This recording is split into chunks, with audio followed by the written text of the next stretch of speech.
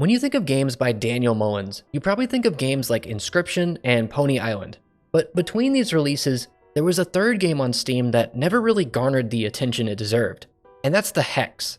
It's a murder mystery game set around 6 video game protagonists who have all arrived at the Six Pine Inn on the same night. And much like Daniel Mullins' other games, it's packed with secrets. And today, I wanted to break down one of these secrets that was so complex, it took weeks for the community to solve. And that is the Hex ARG.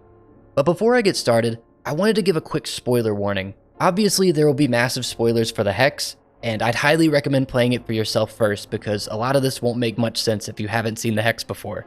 I'm also going to assume you know the general story of the game, since the Hex is a really complicated game, and this video would be way longer if I had to stop and explain every character. So I'm going to assume you already know most of what's going on in the story. And lastly, I'll also be spoiling some parts of Inscription and Pony Island, so consider this your warning if you haven't played those yet. But with that out of the way, I'll get started at the very first breadcrumb that kicked off this ARG. So this all begins about halfway through Secrets of Legendaria. When you're in the desert, if you wander up to the top right of the map, you'll find a strange coin with the description, "A bizarre coin found in the desert." The description doesn't really tell you anything about what this coin does, but if you're a fan of other Daniel Mullins games, you'll probably recognize this as the coin from Pony Island or the ancient obol from Inscription. And both of those were used to access secret areas in those games. And the same is true here in the Hex. So if you go below the central town, you'll find a raft that needs a coin to operate. And since we now have the strange coin, we can use it to take the raft across the water. And this is a little reference to Pony Island, where in that game, you give Charon a coin and he takes you on a little gondola ride. But once you're on the other side, it'll bring you to this island called Steambot Finn's Fishing Paradise. And on this island, you can chat with Steambot Finn, or more importantly, you can find a fishing rod that lets you catch fish off the dock. And so now you can catch a bunch of different fish that can be used to heal you and buff your stats during battle, but you can also catch some other stranger items.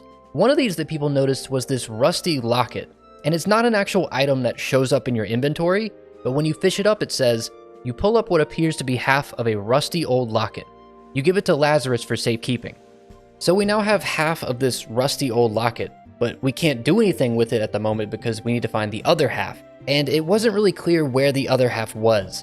So the community created a discussion thread on Steam called The Locket, and in it people were sharing information and discussing possible places it could be hidden at. And they eventually figured out that the second half of this locket was found during Lazarus's flashback. So from here, if we move ahead to Vicious Galaxy, where you're playing as Lazarus, about halfway through you'll see these 3 docks, and if you walk onto the middle one, you'll notice there's a bucket indicating you can fish there. And if you do a little fishing here, you can eventually pull up the second half of the locket, and since Lazarus already has the first half from Chandrell, he'll react like this. Half of an old locket. Let me see. Yeah, wow. I still have that old thing that Chandrell fished up.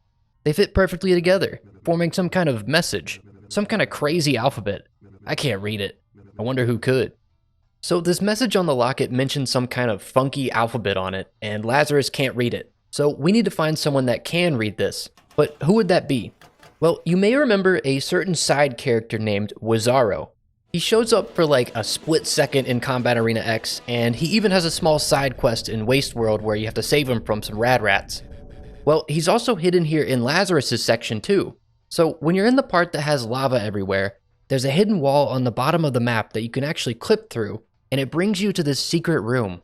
And in here you can find Wizarro just hanging out by his little fire. And if you have the repaired locket on you, and you talk to him, you'll have this conversation with him. Hey, you. Why, yes. What is it? I've got this locket here. It's really rusty, but I can make out a message on it. It's in some sort of crazy language. Can you make any sense of it? Let me take a look.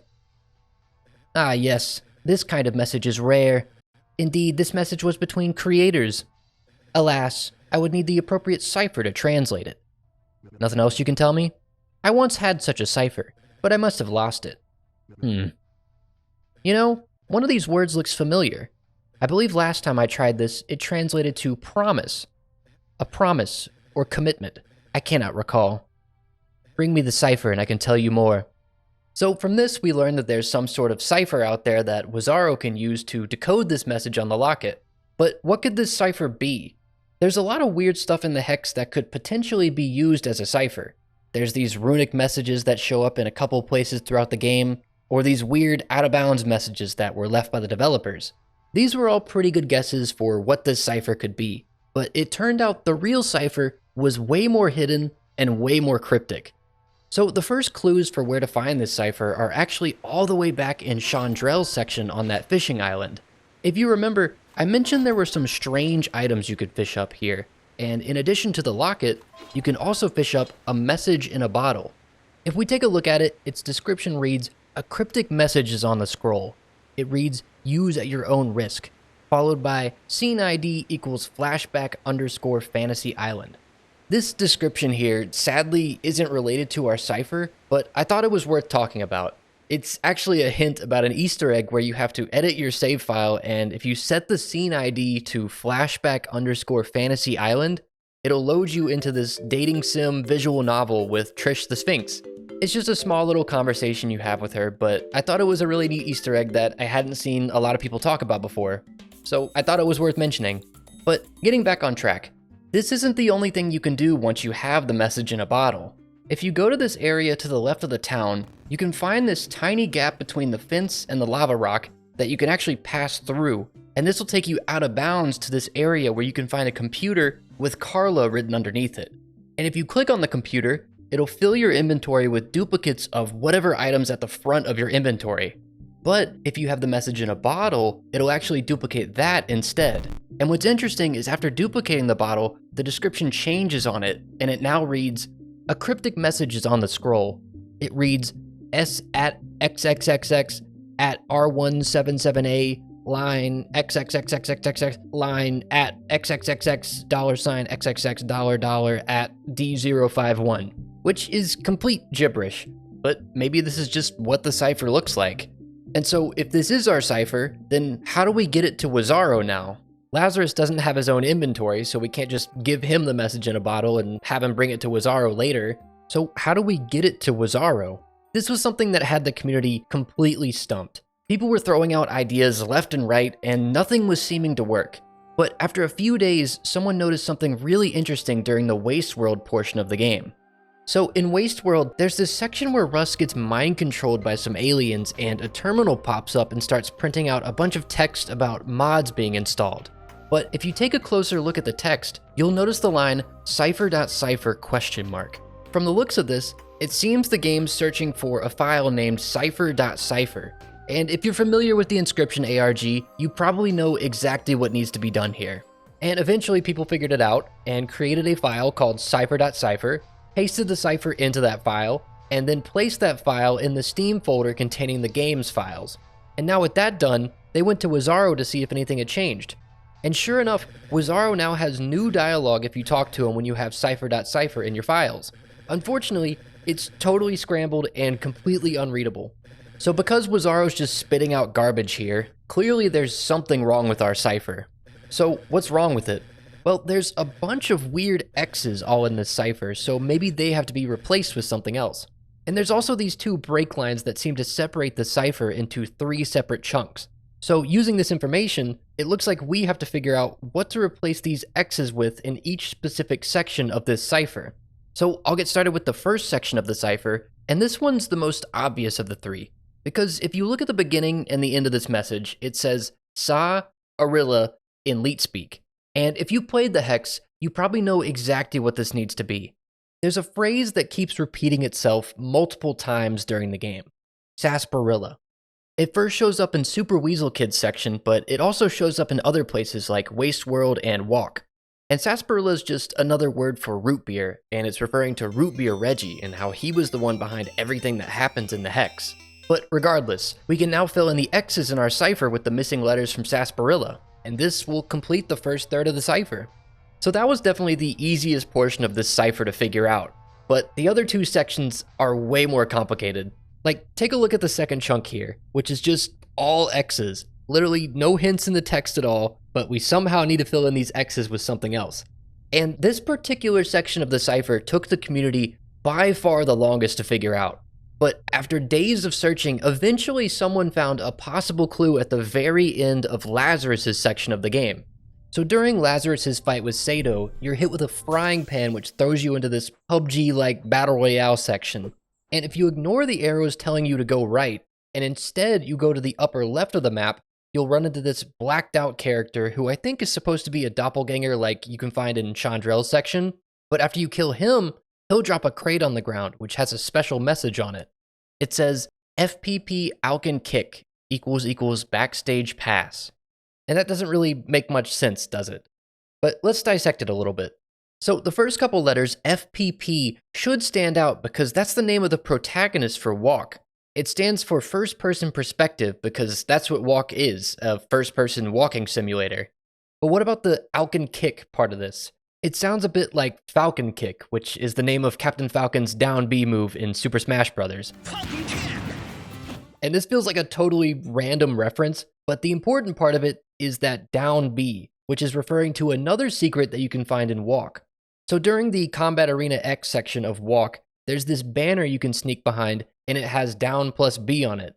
And this was meant to be a hint that lets you know that Bryce is able to use down plus B to Falcon Kick during Combat Arena X. But this is what that FPP Falcon Kick message is referring to. It's a hint that FPP can also use Falcon Kick by hitting down plus B. And then we've got the second half of this message, the == backstage pass. Backstage here is referring to the big stage you stand on at the very end of Walk.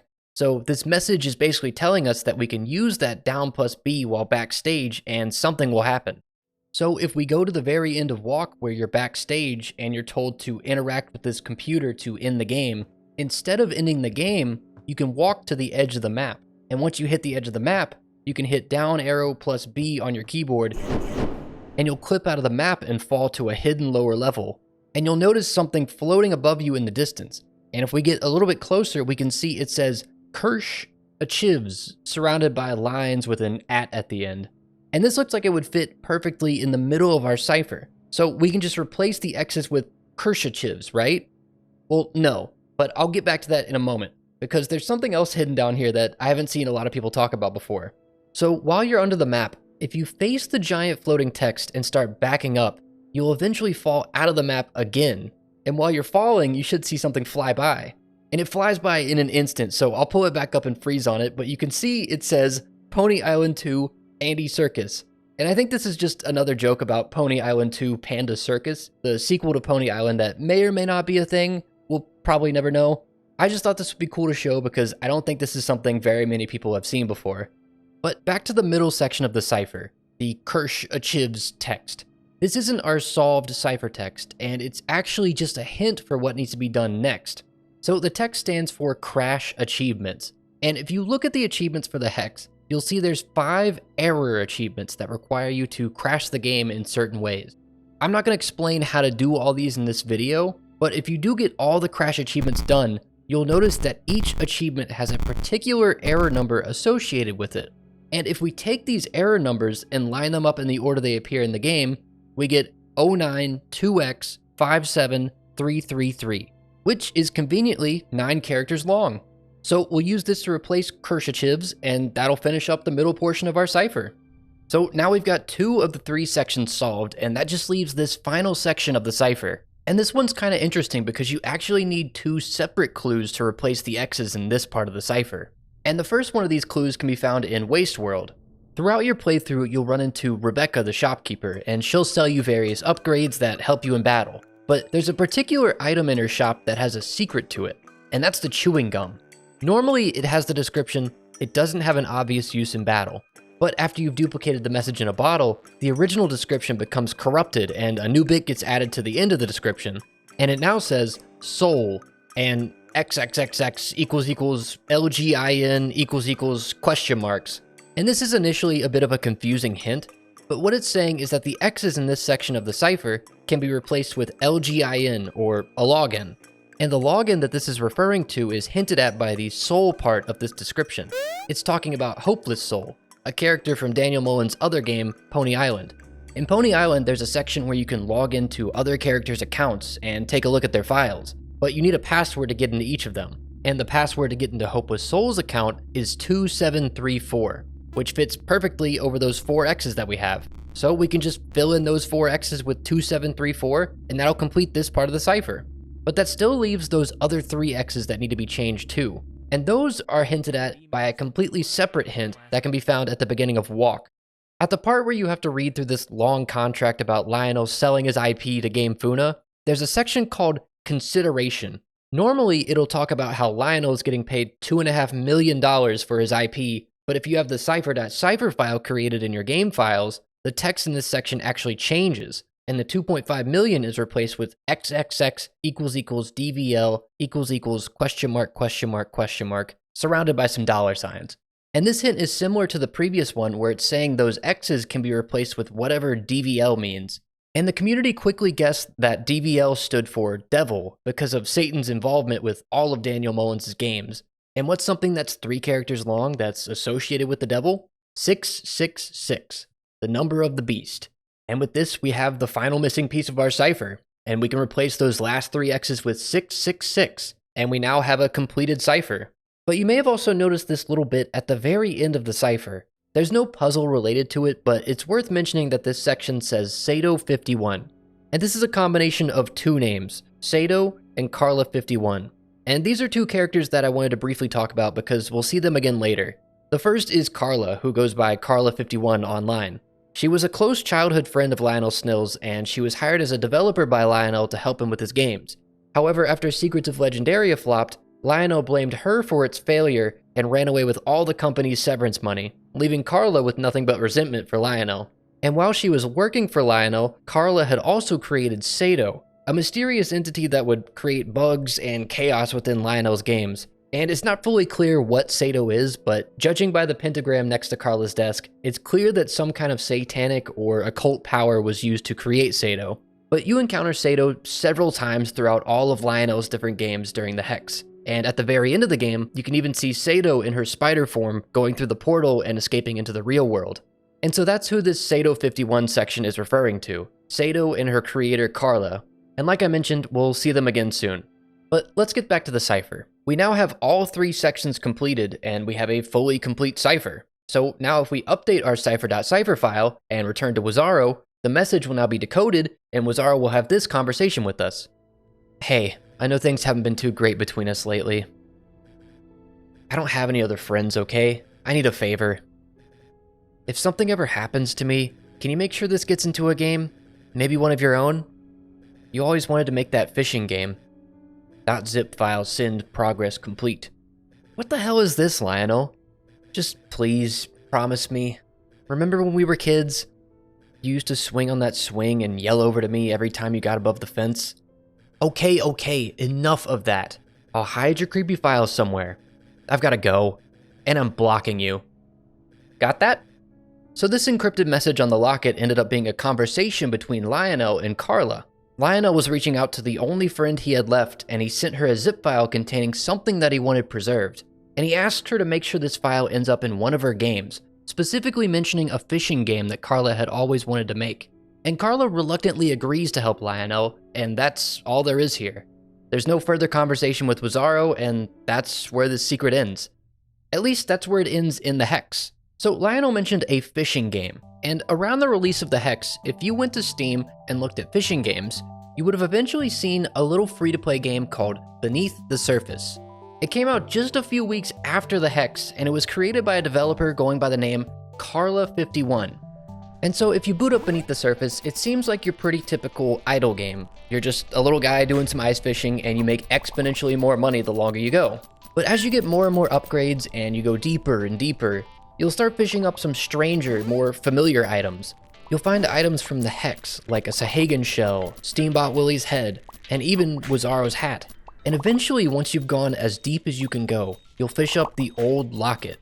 And this is the same locket that we fished up in the Hex. You can see the crack down the middle where it was broken in half, and there's also a GameWorks logo on it too.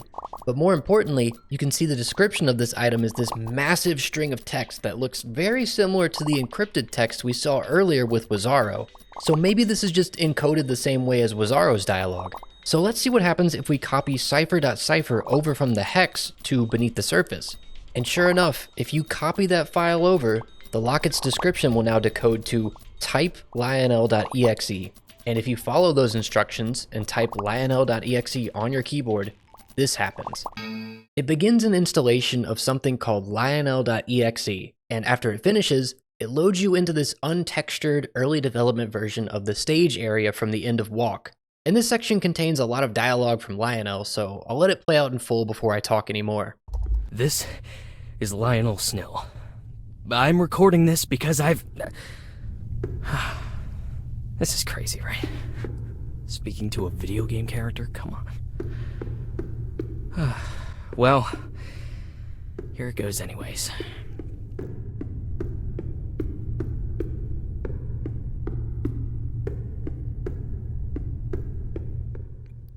I've seen some things lately that made me think. What if the characters that I've created live somehow? Like, in some way, they know who I am. It's probably nonsense, just some trolls on the GameWorks forums getting the better of me.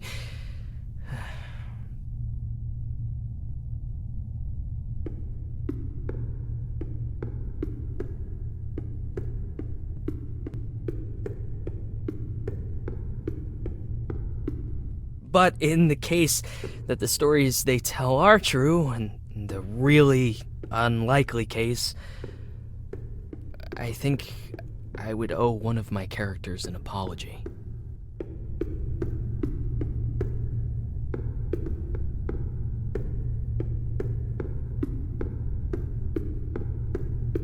No one else knows this, but Super Weasel Kid was not my first game.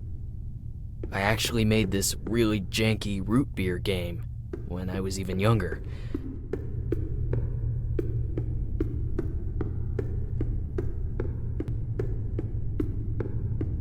The only thing I liked about it was the main character, Root Beer Reggie. I made him look like a younger version of my grandpa. Then, after my grandpa passed, I still had Reggie. I don't know what I was thinking, but when Super Weasel Kid was almost done, I figured that I'd ought to delete the old root beer game. I guess I thought it looked better if my very first game was something great, like I was some kind of prodigy.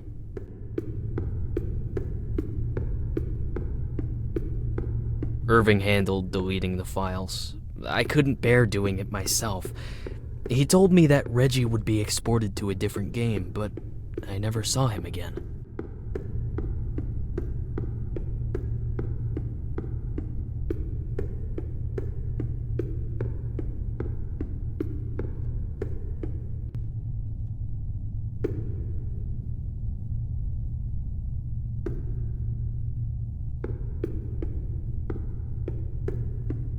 Well, if you're out there somewhere, Reggie, I still miss you. And I'm sorry.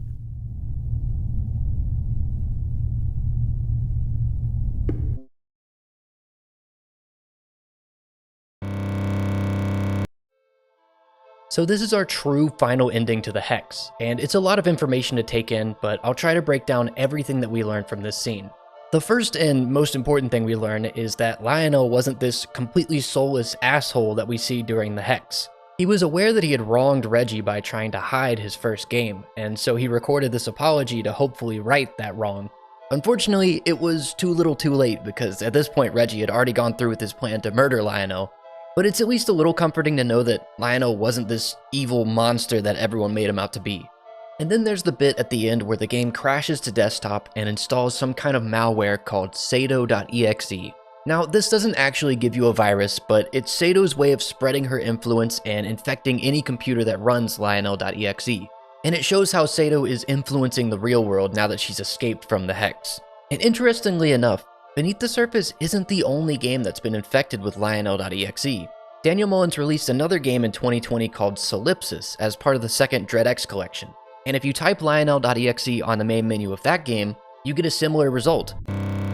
So Sado is using Lionel.exe to infect other games, but it's not really clear what Sado's goal is at the moment or what this infection does. And maybe that's something we'll learn in a future Daniel Mullins game. But for now, all we know is that Sado is out there infecting other games with Sado.exe.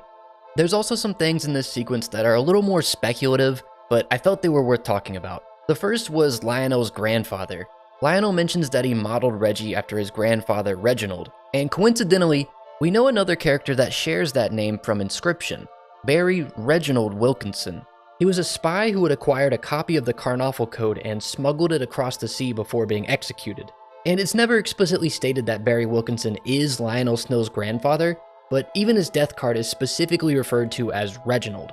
So I don't think it's a coincidence, and I believe Barry Wilkinson is Lionel Snow's grandfather, which would be a really neat connection between the Hex and Inscription. And then there's one last thing that this scene had me wondering. Who sent Carla the zip file with Lionel.exe in it? Was it Lionel? He could have sent it as revenge for Carla supposedly sabotaging Secrets of Legendaria, or was the zip file sent after Lionel's death by Sato?